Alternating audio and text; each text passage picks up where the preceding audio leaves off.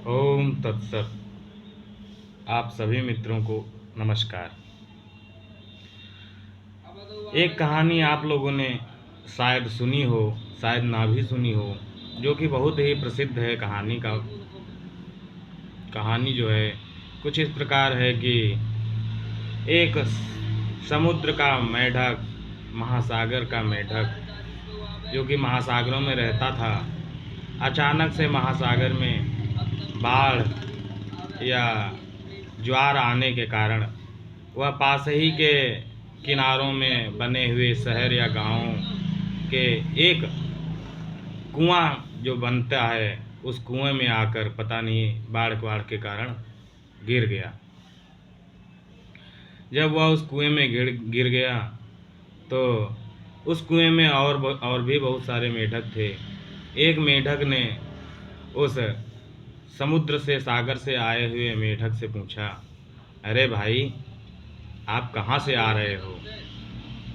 तो उस सागर के मेढक ने कहा कि मैं जो है सागर से आ रहा हूँ। यह सुनकर कुएं के मेढक ने कहा, सागर क्या होता है? क्योंकि वह तो यह शब्द कभी सुना ही नहीं था। जब उसने कहा कि सागर सागर होता है, तो कुएं के मेढक ने कहा, सागर कितना बड़ा होता है? क्या इतना बड़ा? लगभग एक चौथाई उसने छलांग लगा कर दिखाया।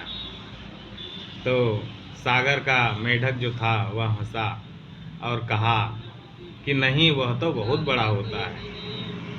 फिर कुएं के मेढक ने लगभग आधे कुएं में छलांग लगाई और कहा कि क्या इतना बड़ा है तुम्हारा सागर? तो सागर के मेढक ने कहा, नहीं, वह बहुत बड़ा है भाई। अब वो समझाता भी तो कैसे समझाता कि सागर क्या होता है और कितना बड़ा होता है। फिर जो है उस कुएं के मेढक ने लगभग एक कोने से दूसरे कोने में छलांग लगा दी, पूरे कुएं के, उस कुएं के मेढक ने, और कहा कि क्या तुम्हारा सागर इतना बड़ा है?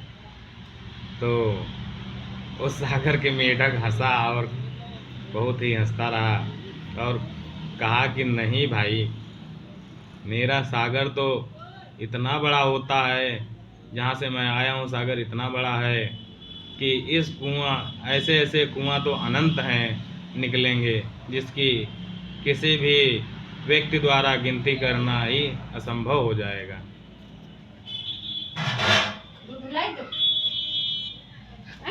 तुम्ही को वीडियो में ले रहे हैं। ये हमारी माता जी हैं। ऐसा है।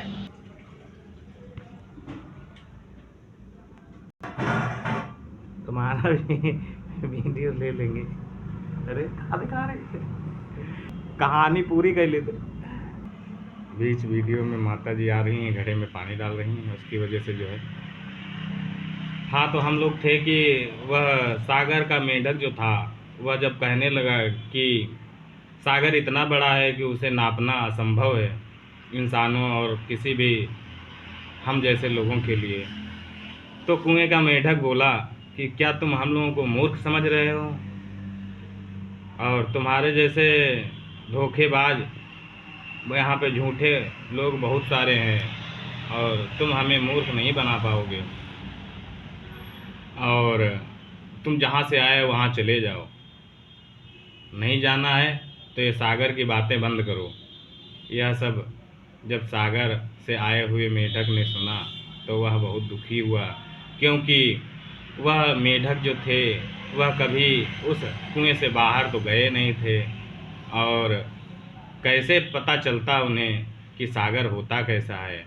और वह सागर से आया हुआ व्यक्ति, आया हुआ मेढक भी कैसे समझाता कि सागर कितना बड़ा होता है, क्योंकि जब तक सागर में जाया ना जाए, उतरा ना जाए, तब तक सागर को शब्दों से बयां कर पाना कुएं के मेढकों को बहुत ही, उनको कुएं के मेढकों को समझाना सागर क्या होता है असंभव बात होती है। यह कहानी इसलिए कही गई क्योंकि इस संसार में जो महापुरुष लोग होते हैं, सत्पुरुष संत होते हैं, वह जो है उस परम पिता परमात्मा या परम सागर महासागर की बातें करते हैं। महासागर मतलब प्रेम समुद्र, भाव समुद्र, अथाह असीम अनंत, उस भगवदा आनंद की बात करते हैं। तो जब संसारिक व्यक्ति गृहस्थ जो होते हैं, जो पढ़े लिखे शिक्षित लोग होते हैं, उनको न समझ पाने के कारण न और अपनी बुद्धिमत्ता और क्षमता के अनुसार उसे कुएं के मेढकों की तरह आंकते हैं। और इसी पर एक और कहानी है कि जब सुकरात जो था, सुकरात में एथेंस के जजों ने उसे जहर देने को कहा था, उसे जहर पिलाने को कहा था। बात यह थी कि सुकरात जो था वह भी बहुत ही सत्य, परम सत्य तक की शुद्धतम सत्य की बातें करता था, लेकिन वहाँ के समाज जो था वह कुएं के मेढकों की तरह था। और उसे वहाँ के कोर्ट के एथेंस के जजों ने उससे कहा कि या तो तुम यह बातें कहना बंद करो या फिर तुम्हें मृत्यु दे दी जाएगी। बंद बातें करोगे तो यह जितनी जो बातें कर रहे हो यह करोगे तो तुम्हें मौत दी जाएगी, नहीं करोगे, ये सब बंद कर दोगे तो तुम्हें छोड़ दिया जाएगा। लेकिन अंत में उसे विष दिया गया, जिससे कि सुकरात की मौत हुई। यह कहानी इसलिए बहुत ही गौर करने वाली है, ध्यानपूर्वक सुनने वाली है, क्योंकि यह संसारिक लोगों, बुद्धिमान लोगों, कुएं के मेढकों जैसे होते हैं। और जो महापुरुष सत्पुरुष जो भगवत प्राप्त जन संत होते हैं वह सागर से, समुद्र से आए हुए मेढक की तरह होते हैं। हालांकि मेढक कहना सही नहीं, वह समुद्र से आए हुए समझ लीजिए होते हैं।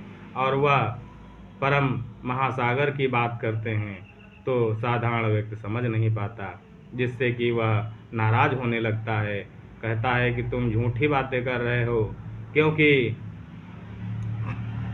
कुएं के मेढकों को वह अनुभव नहीं होता।